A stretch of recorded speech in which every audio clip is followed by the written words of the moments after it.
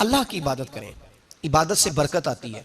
हजरत अबू इदरीस खौलानी रहमतुल्लाह अलैह हजरत माज बिन जबल के शागिर्द थे, ताबी बुजुर्ग थे। फरमाते हैं कि मैं जब से हजरत माज बिन जबल की सोहबत में बैठा ना तो बुरे कारोबारों से मेरी तबीयत तो चाट हो गई। कई कारोबार में देखता तो झूठ बोलना पड़ता, उसमें बड़ा कुछ करना पड़ता, तो मुझे डर आता। अब फरमाते मैंने ना बड़ी कोशिश की पर मेरी मर्जी का काम मुझे, सूफी काहिल नहीं होते, फरमाते मेरे अंदर ताकत थी कि मैं हलाल कमा के बच्चों को खिलाऊं, पर मेरी मर्जी का काम नहीं मिलता था, हद हो गई। और जब इंसान नेकी की तरफ आता है तो कुछ ना कुछ आजमाइशें जरूर आती हैं, ये पक्की बात है, पक्की बात। जब वो गलत मलत कर रहा होता है तो उसको लगता है सारा कुछ सही है, जब सीधा होता है तो बहुत सारी परेशानियां भी जरूर आती हैं। ये मिजाज है दीन का। आप फरमाते हैं मैं परेशान रहने लगा, हालात खराब होने लगे, आजमाइश सख्त होने लगी, कारोबार बंद हो गया, काम ही कोई नहीं मिलता था, मेरी बीवी नाराज रहने लगी। हल्का हल्का तो उसने मुझे कहना शुरू किया, फिर जलाल में आ गई और एक दिन मुझे कहने लगी अगर आज नाना कुछ लेके आए तो बच्चे लेके मेके चली जाऊंगी। आप फरमाते मैं बड़ा परेशान हुआ, निकल गया फजर पढ़ के काम की तलाश में। मैंने जोहर तक तलाश किया लेकिन मुझे काम न मिला। आप फरमाते नहर फुरात के किनारे तपती हुई रेत पे मैं बैठा था तो मेरे दिल में ख्याल आया बंदों की मजदूरी नहीं मिलती तो आज अल्लाह की ना कर ले, आज अल्लाह की मजदूरी ना करें। आप फरमाते मैंने गर्म रेत से तयम्मुम किया, वुजू किया वहीं फुरात, और गर्म रेत पे कपड़ा बिछाया तो नफल पढ़ने शुरू कर दिया। जोर से असर तक नफल पढ़े, जोर से। चले मैं एक दुआ करता हूं, आप आमीन कहना। अल्लाह करे कि हम मगरब के बाद वाले नफल पढ़ने शुरू कर दें। नबी करीम सैयद आलम सल्लल्लाहु ताला अलैहि वसल्लम के गुलामों का हाल देखे, इबादत का हाल देखे। फरमाते मैंने कहा अल्लाह की मजदूरी कर, जोर से असर तक नफल पढ़े गरम रेत पे। और जब असर हुई ना तो मैंने अपने रुमाल में ना थोड़ी सी रेत बांध ली।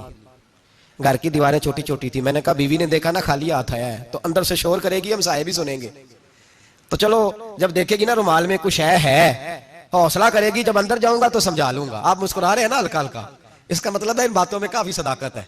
पुराने बुजुर्ग कर गए तो इसका मतलब ये है कि इनमें बहरहाल काफी हद तक सदाकत है, ये शोर होते रहते। कहते मैंने वो कहा कि चलो दूर से देखेगी तो घर जाके समझा लूंगा। आप फरमाते पहले मेरी बीवी दरवाजे पे बैठी रहती थी, बच्चे बैठे रहते थे, मुंतजिर होते थे कि कुछ लेके आए, घर में फाका होता। आज मैं गया तो शोर ही कोई नहीं, कोई शय नजर ना आई, वो रेत से भरा हुआ मेरा पल्लू मैंने दरवाजे के साथ रखा, अंदर चला गया। बीवी को आवाज दी कहां हो, कहने लगी मुंह हाथ धो लो मैं रोटी लेके आई।